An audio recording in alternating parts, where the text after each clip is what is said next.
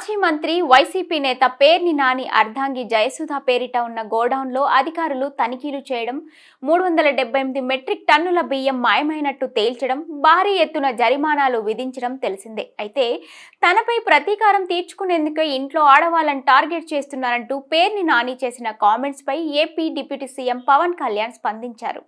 ఏపీలో కూటమి అధికారంలోకి వచ్చినప్పటి నుంచి వైసీపీ అధికారంలో ఉన్నప్పుడు చేసిన అక్రమాలపై ఫోకస్ పెట్టింది. కాకినాడ పోర్టులో పీడీఎస్ రైస్ పట్టివేత, ఇసుక మాఫియా, భూ కబ్జాలతో పాటు రేషన్ బియ్యం అక్రమ నిల్వలు వంటి వాటిపై మరింత దృష్టి సారించింది. ఇక అదే తరుణంలో మంగళగిరిలోని తన క్యాంపు కార్యాలయంలో పవన్ కళ్యాణ్ మీడియాతో చిట్చాట్ నిర్వహించారు. ఈ సందర్భంగా ఆయన మాట్లాడుతూ పేర్ని జయసుధాను లక్ష్యంగా చేసుకుని కక్ష సాధించాల్సిన అవసరం తమకు లేదని స్పష్టం చేశారు. గత ప్రభుత్వ హయాంలో వైసీపీ నేతలు చేసినట్టుగా ఇంట్లోని ఆడవారిని లక్ష్యంగా చేసుకుని తమ బూతులు తిట్టడం లేదని తెలిపారు.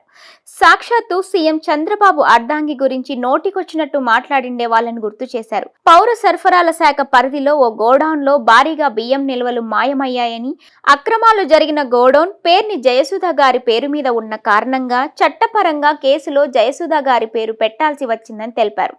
తప్పు జరిగిందని తెలిసే గోడౌన్ యజమానులుగా వారు తప్పును ఒప్పుకొని అప్పటికప్పుడు 1.7 కోట్లు జరిమానా కట్టడానికి ముందుకు వచ్చారన్నారు. మరి తప్పు జరిగినప్పుడు దోషులుగా వారి పేరు పెట్టడంలో తప్పేముంది అని పవన్ ప్రశ్నించారు. దీనిలో కక్ష సాధింపు ఎక్కడుంది అంటూ పేర్ని నాని నిలదీశారు. మరోపక్క పేర్ని నాని మాత్రం పలుమార్లు ఇది కూటమి ప్రభుత్వం కుట్ర అని ఆరోపిస్తూ